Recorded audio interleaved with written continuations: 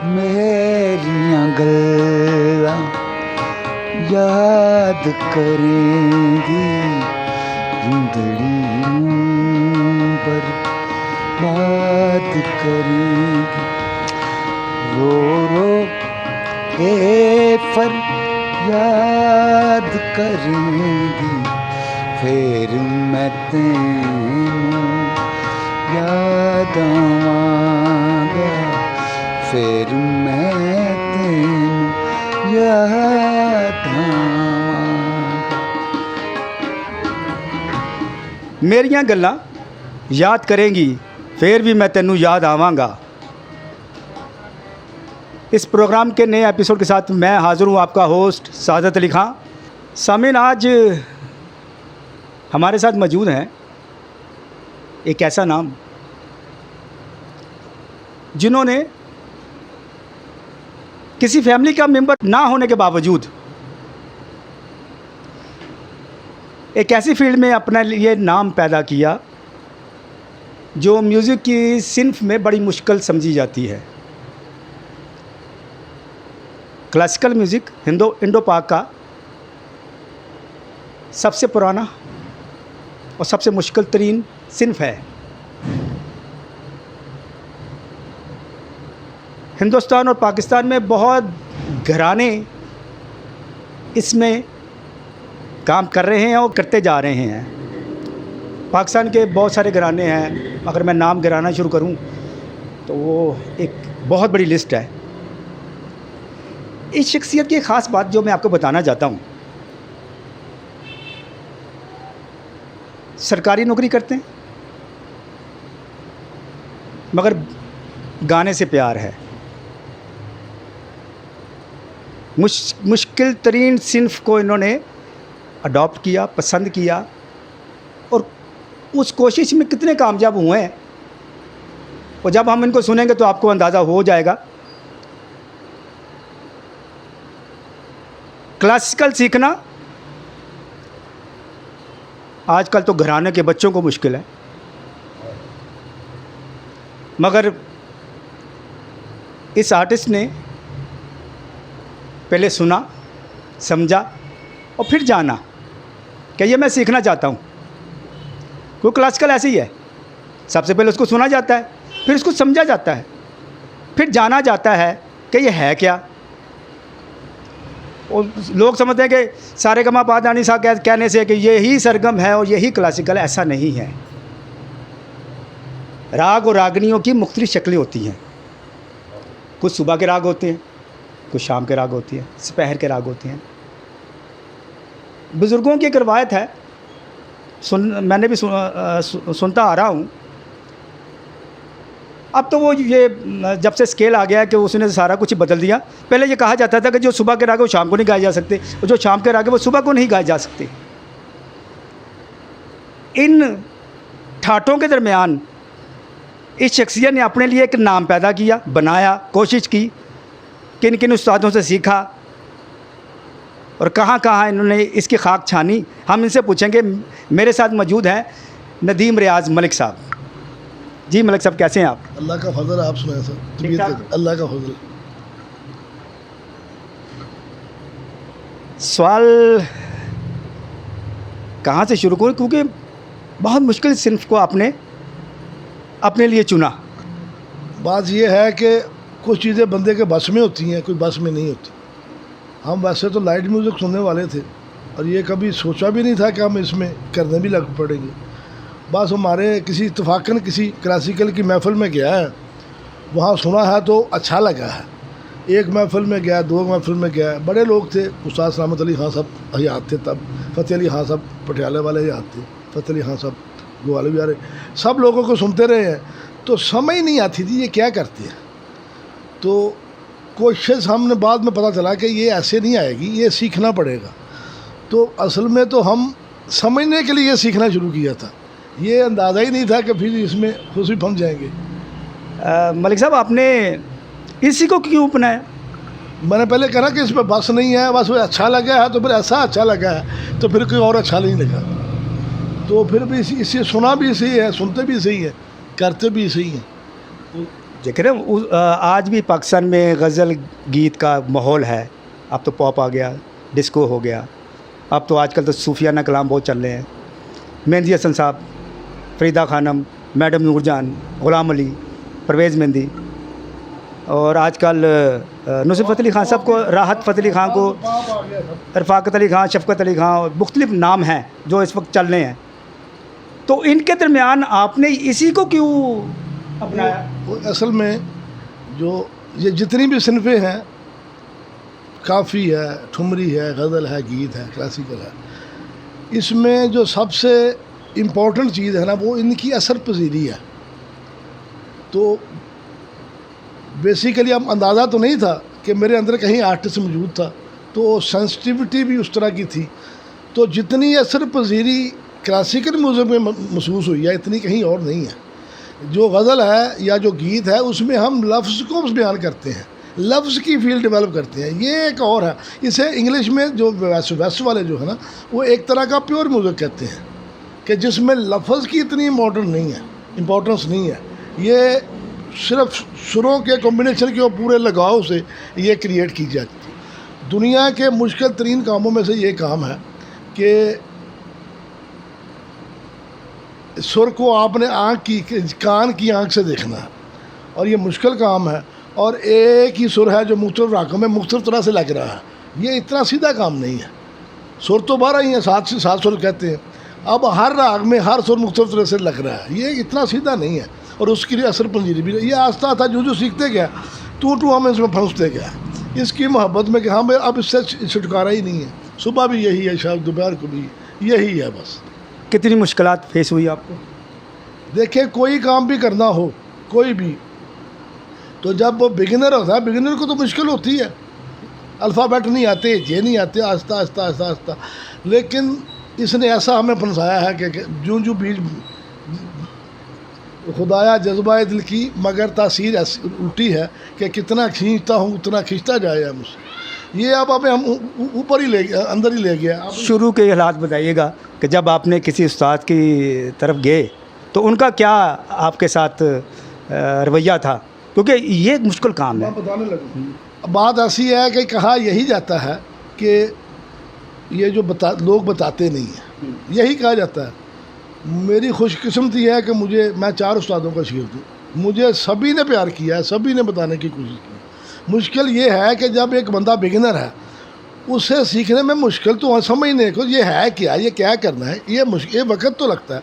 ये एक दिन का काम नहीं है, महीने का काम नहीं है, साल का काम भी नहीं, साल का काम है। और दुनिया के इतना, मुझे मैं कहा करता हूँ कि ये जिन्नो भूतों का काम है कि साल अंधेरे में काम मेहनत किए जानी है। पता नहीं बनना है नहीं बनना, ये 10 साल का 15 साल, ये लंबा काम है और ये करते रहना है। इसलिए ये लोग कहते हैं बताते नहीं है, बताते हैं। मैं भी सीखा हूँ ना, मैं अताई आदमी हूँ, लेकिन मुझे उस्तादों ने बताया है, उनसे सीखा है। तो ये बात गलत है कि बताते नहीं है, सीखने वाला कोई नहीं। उस्तादों के नाम बताएंगे?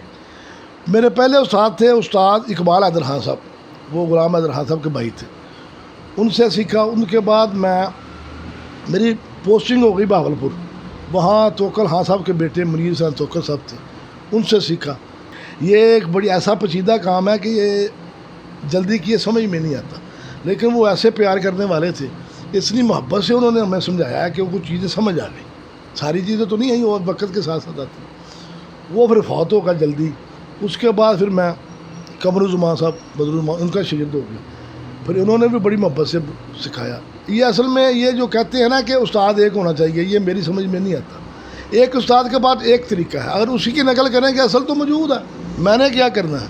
तो जब अगर मैंने अपना को लहजा बनाना है तो मुझे मुख्तलिफ चीज़ें अंदाज सीखने पड़ेंगे। उसके बाद फिर मैं उस्ताद फ़तेह अली खान साहब हैदराबाद वाले को शागिर्द हो गया। तो अल्लाह का फ़ज़ल है, सब उस्तादों ने मोहब्बत से बताया है। अब मेरा एक अलहदा अंदाज जो है ना वो बनना शुरू हो गया। ये उस्तादों की मेहरबानी है, मैंने किया नहीं है, लेकिन क्योंकि ज़्यादा लोगों से क्यों किया है, ज़्यादा स्टाइलों का किसी को देखा है, तो एक अपना अंदाज़ कोई ना कोई बन ही गया। अच्छा, वो आपने तवक्कल खान साहब की बात की है, उनके बेटे की बात की है कि कहा जाता है कि उनकी सिनफ थोड़ी सी डिफरेंट थी।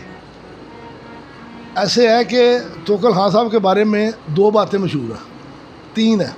एक तो ये है कि वो कस्बी बने थे, रागदारी को राग करके गाते थे। ये उनके बुजुर्ग, क्योंकि पहले तुरपती था, बुजुर्ग शामी साहब उनके शागिर्द ना, तो वो भी तुरपती गाते थे। तो तुरबत में राग की जो सही खानी है ना, उसका ख्याल रखा जाता था। तो अकल खान साहब की पहली मशहूरी ये है कि राग से सही खानी। दूसरा एक सरगम है, जिसे हम पलटा कहते हैं, सरगम को उन्होंने बहुत अच्छी तरह इस्तेमाल किया। एक लयकर वो ऐसे थे कि वो कोई भी तबलिया हो उसके वो ये खूबियाँ थी उनमें, ये उनकी खूबियाँ हैं। लेकिन मेन खूबी जो उनकी है वो उनकी रागदारी है, सही खाना, जो राग में रहते थे।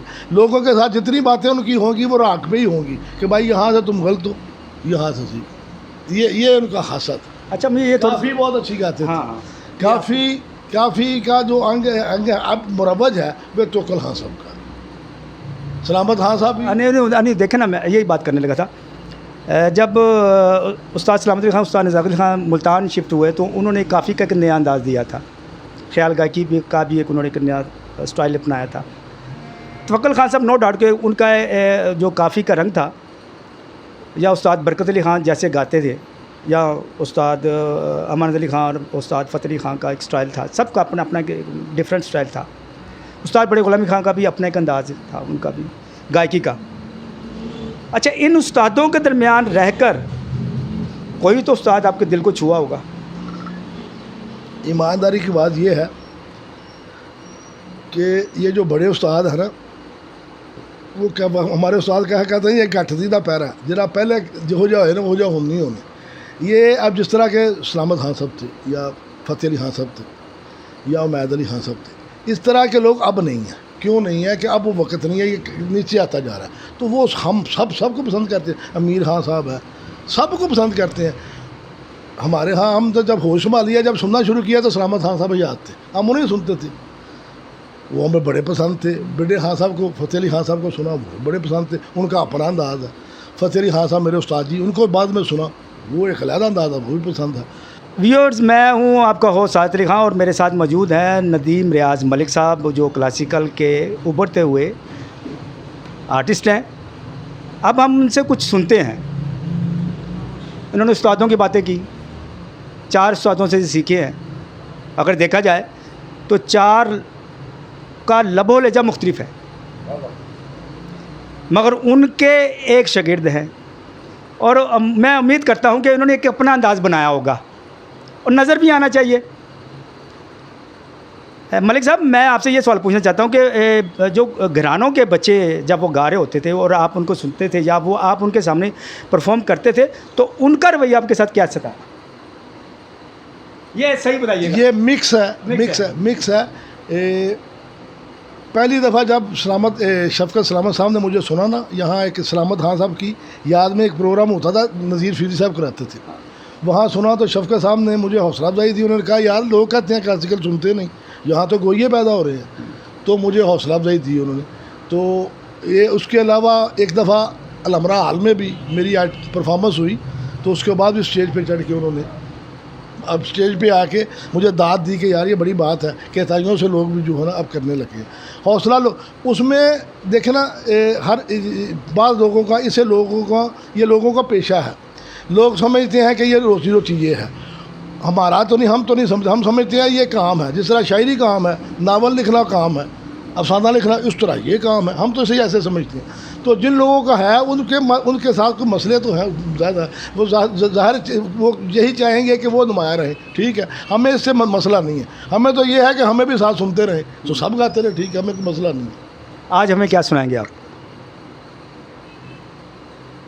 आपके ताया को शाम का माहौल है तो कोई पूरिया कल्याण सुना देते हैं। पूरिया ठीक है। नाज़रीन, शाम हुई चाहती है तो शाम का ही राग है पूरिया कल्याण, और ये बड़ा खूबसूरत राग है। इसकी आरोही अमरोही आइए मलिक साहब से सुनते हैं, और मैं भी इंजॉय करता हूँ। खुशी का राग है। हाँ, गाने वालों में मुमन राग जो है ना, वो संजीदा और दर्द वाले गाते हैं, ये खुशी का राग। हाँ, ये इसकी सिर्फ खुशी में आती है, और अब मुझे यकीन है कि आप लोग एंजॉय करेंगे। जी मलिक साहब। रे ना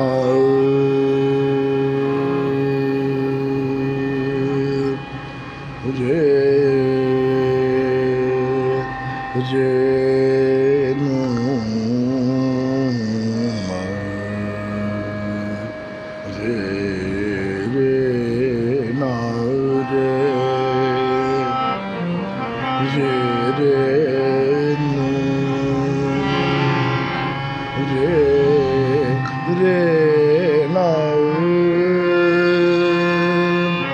दिन रैन कछुना सुहाए, दिन रैन कछुना सुहाए, दिन रैन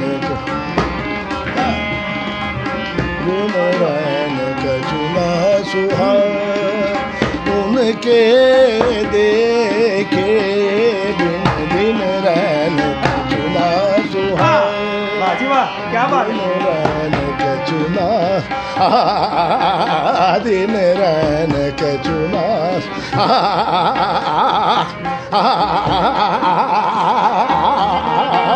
दिन रैन कछुना सुहाए, दिन रैन कछुना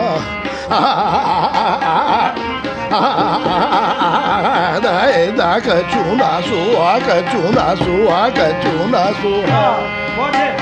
दिन रैन कछुना सुहाए, उनके देखे बिन बिन रैन कछुना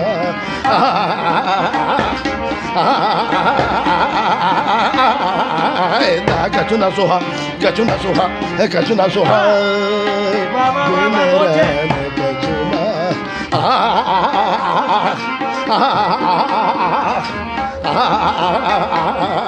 कछुना सुहा, कछुना सुहा, कछुना सुहा, दिन रैन कछुना सुहा, कछुना सुहा, कछुना सुहा, रहना रे रे। वाह जी वाह मलिक साहब, बहुत अच्छे, बहुत ज़बरदस्त। हारमोनियम में हमारे साथ थे मुनीर हुसैन और तबले पे थे शहबाज हुसैन साहब।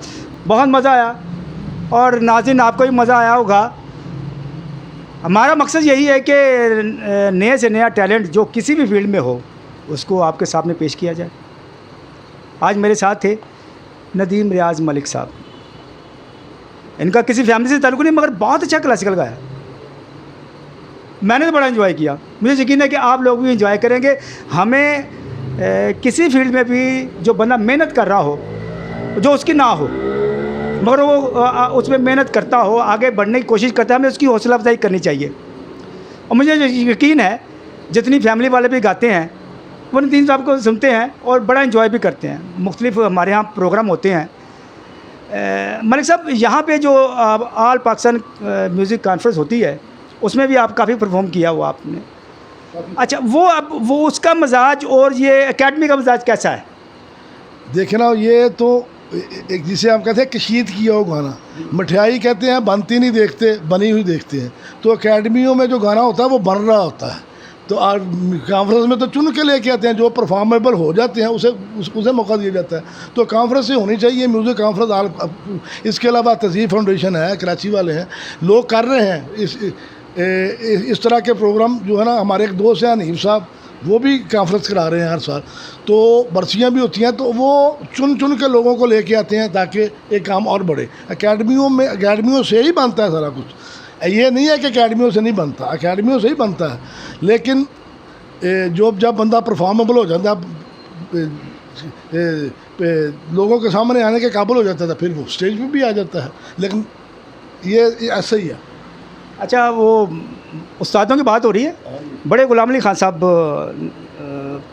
पाकिस्तान इंडो पाक में उनका बड़ा नाम है। वो उन जैसा कहते हैं कि गायक क्लासिकल के फील्ड में कम देखने में आया है। बहुत सारे लोग उनसे मुतासर भी हैं, उनको शागिर्द भी हैं, उनको गाते भी हैं। तो उनकी एक बड़ी खूबसूरत चीज़ है जो मुग़ल आज़म में दिलीप कुमार और मधुबाला के दरमियान वो पिक्चराइज हुई है। एक सोनी की आइटम, हाँ, एक राकेशरी। हाँ, सोनी की जो आइटम है, अगर थोड़ी सी अगर वो हो जाए। नहीं सर, वो जिनका नाम लिया है वो उनके नाम ही है। वो मसल वो बनता नहीं है जिस तरह का उन्होंने किया है। हाँ। क्या क्यों करेगा? सोनी उनके नाम ही लग गई है। हाँ। ऐसी क्या क्यों गाएगा? और जोगन बन के, प्रेम जो गुण बन के वो है, ठीक है। लेकिन जैसी उन्होंने गाई है, मुझे मैं जरूरत नहीं कभी की कि मैं उनसे क्यों गिलाऊँ। अच्छा जी, अब आजकल वो कॉन्फ्रेंस कम हो रही हैं, कोरोना भी है, लोग घरों में बंद होकर रह गए। तो ये जो आपके साथ आर्टिस्ट है इनका गुजारा बसर कैसे होता है? सर देखें, कोरोना के आने के बाद तो बहुत सारे कारोबार वाले लोग जो है ना उनका बुरा हाल है। उनमें म्यूज़िक वाले भी हैं, शादी घरों वाले भी हैं, प्राइवेट स्कूलों वालों का बड़ा बुरा हाल है। तो ये पूरी दुनिया में इस मुसीबत में, मैं फिल्म इंडियन फिल्म इंडस्ट्री में फिल्म नहीं बन रही, हॉलीवुड में नहीं बन रही, तो ये सारा ऐसे एक मकसद, एक अज़ाब है दुनिया पे, एक आफत है। अब देखते हैं, उम्मीद तो है, अब इसकी वैक्सीन बन गई है, उम्मीद है कि एक आध साल में इससे जान छूट जाएगी। लेकिन सबके साथ बुरा हाल है। सिर्फ जो सरकारी मुलाजिम है वो बच गए हैं कुछ, बाकी तो सारे पिट गए, बहुत बुरा हाल। अल्लाह नहीं, क्या ये इसलिए टाइम तो नहीं मिल गया कि आप ज़्यादा से ज़्यादा सीखे, मिलजुल कर बैठे? हमने तो, मैं तो सर देखना सूबाई गवर्नमेंट में था, मैं तो हमने तो रोज़ ड्यूटी पे गया, डरते भी रहे हैं और ड्यूटी रोज़ करते रहे हैं, और हम तो बड़ी सख्त ड्यूटी की है। लेकिन ये है कि अब जो लोग आगे, जिनमें आगे बढ़ने की हौसला है, हिम्मत है, तो उन्हें एक तरह का टाइम भी मिल गया कि वो आप कहीं जाना भी नहीं है तो घर बैठ के यही करते रहे। घर वालों ने इतराज़ किया क्या? मैं अताइयों का बच्चा हूँ, तो मेरे घर वालों ने शुरू में तो इतराज़ किया था, लेकिन अल्लाह का फजल है कि वो सब मुझसे राज़ी हैं, पूछा उन्होंने, अब बीवी बच्चे राज़ी हैं? सब अल्लाह का फजल ये है। बहुत अच्छी बात है। अगर मैं अभी तक कर रहा अच्छा, हूँ ये एक छोटा सा सवाल है, एक आम सा सवाल है, मोहब्बत किससे की? मोहब्बत की बात, अब आप क्या करें कि आर्टिस्ट जो होता है वो बुनियादी तौर पर हुस्न परस्त होता है, किसी शक्ल में हो, किसी फूल खूबसूरत हो, कोई कप ही खूबसूरत हो, वो उसी में ही महबूब हो रह जाता है। तो एक गालिब फैज़ का एक शेर है कि है वही आर्ज़े लैला, वही शीरी का दहन, निगाह शौक घड़ी भर को जहाँ ठहरी है। वाह वाह, बहुत अच्छे, बहुत अच्छे। मोहब्बत परस्ती आर्टिस्ट के अंदर कूट कर भरी होती है, इसमें कोई शक नहीं है। मगर कभी कभार ऐसा होता है कि वो कहता है कि यार ये मोहब्बत मैं कहीं और एक्सप्रेस करूं। क्या आपने कभी ये सोचा कि ये मोहब्बत जो मेरे दिल में रह गई है, ये मैं गाने में के अंदर ले आऊं? किसी का शेर है, वो जो गीत तुमने सुना नहीं, मेरी उम्र भर का रियाज था। तो सारी उम्र बंदा कुछ ना कुछ कहने की कोशिश करता रहता है, और उसके लिए मीडियम की तलाश में होता है। तो अल्लाह का शुक्र है, मुझे एक ऐसा मीडियम मिल गया जिसमें मैं अपना आप एक्सप्रेस कर सकता हूँ। और ये जो राग को अलापना है और इसे खड़ा करना है, जगाना है, ये क्रिएशन है, और ये हुस्न की क्रिएशन है। जितना खूबसूरत करके बताएंगे, ये हमारी हुस्न परस्ती है, यही है, और क्या आर्ट। पुराने शायर कहते थे गज़ल जो है ना, उर्दू की गज़ल, औरत का नखार उसमें आता है, गीत औरत का चलन उसमें आता है, कव्वाली को जिस अंदाज में पेश किया जाता है उसमें सूफियाना रंग नज़र आता है। अगर हम धमाल डालें तो जज्बात उभरते हैं। पंजाबी गाएं या कोई भी इलाक़ाई ज़बान में गीत गाएं तो वो बंदे के अपने जज्बात एक्सप्रेस होते हैं, अपने इर्द गिर्द के माहौल को वो एक्सप्रेस करता है। क्लासिकल एक ऐसा अंग है, एक ऐसा रंग है, एक ऐसी सिन्फ है, ये बंदे को अपने अंदर की फीलिंग को एक्सप्रेस करवाती है। आवाज़ का उतार चढ़ाव, आवाज़ की, जिसे हम कहते हैं ना, वो भाई वो थोड़ा बेस चित काम तो करो ज़रा। मैं एक थोड़ी सी ना ये कीबोर्ड की लैंग्वेज में बात कर रहा हूँ, ओ जी शी शार्प ला लो, ई शार्प ला लो, और ज़रा बेस से कर दो यार, तो बंदा ठीक हो जाए। मगर जो क्लासिकल सीखता है, मेरा ख़्याल है कि वो ज़िंदगी भर अपने आप को एक मुकम्मल लाइफ में मुकम्मल पाता है। आप क्या इसके बारे में क्या ख्याल है? ये देखिए, जो राग अलापना है, राग खड़ा करना है, इसे उजागर करना है, ये छोटा काम नहीं है, ये सारी उम्र लग जाती है। और उसी को बेस कर, जिस तरह स्कल्प्टर है, जिस तरह मुजस्समा साजी है, इस तरह रागदारी है, जिस तरह उसे इतनी एहतियात से, उतने ध्यान से, बारीकी से देखना पड़ता है, इसी तरह राग को भी बड़ी बारीकी से, बड़े हिसाब से खड़ा करना पड़ता है। ये दुनिया के मुश्किल तरीन कामों से, क्योंकि ये टेंजिबल भी नहीं है, कान की आंख से देखना पड़ता है, ये उससे भी मुश्किल है। और इस पर जो एक जो सेंस ऑफ अचीवमेंट है और इनरिचमेंट है, वो इससे बहुत ज़्यादा है। नहीं, आपको लगता है कि ये बंदा अपने आप को एक्सप्रेस करता है इसके अंदर? एक्सप्रेशन, आर्ट तो वैसे तो बंदा जो कुछ भी करता है वो एक्सप्रेशन ही है, और आर्ट तो है ही बंदे के एक्सप्रेशन। ये एक्सप्रेशन ही है। और अपने तसव्वुर को ही तो वो लेके आता है। राग एक ही मालकों से और सारी दुनिया गा रही है, तो हर बंदा अपने हिसाब से गा रहा है, अपनी सोच के हिसाब से। ऐसे सदियों से गाया जा रहा है और आज भी गाया जा रहा है, तो उसका मतलब ख़त्म ही नहीं हो रहा। उसमें जो प्रोबेबिलिटी है, जो क्रिएटिविटी के एलिमेंट है, वो ख़त्म ही नहीं हो रहा, वो आज भी नहीं है। अच्छा, क्या आप इस बात को जो आप कर रहे हैं, ये काम आगे ट्रांसफ़र करेंगे अपने किसी बेटे में? समझते हैं कि मैं वो, अगर वो ऐसे उसके अंदर खूबी है कि मैं ये उसके अंदर लेके आऊँ, उसको सिखाऊं कि यार अपने ताकि महदूद रखेंगे। बात ये है कि मेरे बच्चे ही हैं, तो सुरीले तो सारे हैं, लेकिन आता ये उसी को है जो ख़ुद कोशिश करता है। हमें किसी ने कोशिश नहीं की, हमें रोका ही गया है, लेकिन हम जब मेरे अंदर था तो मैं कर, अगर किसी बच्चे में ये होगा या किसी और बच्चे में भी होगा, ये बताना चाहिए। ये बताने से बढ़ेगा, कम नहीं होगा। ये जो एक कॉन्सेप्ट है ना, किसी को बताना नहीं रहा कर नहीं बताना, रोई मुझे, इससे ही कम ही हुआ है ना। हमारे जो हमसे पहले वाले जो ज़माने के लोग थे, उन्होंने गोइये तो हर क्या बनाने था, सुनवैये भी नहीं बनाए, इसी वजह से ये नाकाम हुआ। कम से कम लोगों में ये फैलाना चाहिए, गोइया नसीबों से ही बनता है, ऐसे नहीं हो सकता। 27 साल तो मुझे हो गए कि मैं आप कहाँ अभी भी कहाँ हम अभी भी लगे हैं, तो ये लंबा काम है, लोगों को बताना चाहिए, बताने से ही बढ़ेगा। जितना इसे आप छुपाएंगे उतना छुप जाएगा, छुप ही गया है। तो अब भी वक्त है, अब जो लोग मौजूद हैं इन्हें फैलाना चाहिए, फैलाने से ही फैलेगा। तो मेरे बच्चे अगर कोई करेंगे तो कोई और, मैंने आज तक कभी किसी ने कोई चीज़ छुपाई नहीं है, जो कोई भी पूछे मैं बता देता हूँ। अच्छा, पहले तो बहुत सारे फंक्शन हुआ करते थे, बरसी हुआ करती थी, प्रोग्राम हुआ करते थे। सुनने में आया कि इसे मोनी रोड के ऊपर एक बड़ी बरसी हुआ करती थी। व्यायामशाला में आलमगीर खान साहब की बरसी हुआ करती थी। हमने देखी तो नहीं है, लेकिन जितनी उसकी तारीफ सुनी है कि वहाँ असल में पहले ना ये पैसे के लिए लोग नहीं गाते थे, लोग गाना गाने के लिए गाते थे, तो सब मोहब्बत प्यार से इकट्ठे होकर गाया करते थे, सुनते भी थे एक दूसरे को, गाते भी थे। अब ये कमर्शियलिज्म आ गया, वो कहता है मैं ही गाऊँ दूसरा गाए ही ना, और मेरा ही बच्चा गाए दूसरा। इसी वजह से ये शुक्रता चला जा रहा है, इसे फैलाना चाहिए, ये और काम है। जिस तरह आप समझते नहीं कि अब बहुत कम ऐसा माहौल बन गया हुआ है।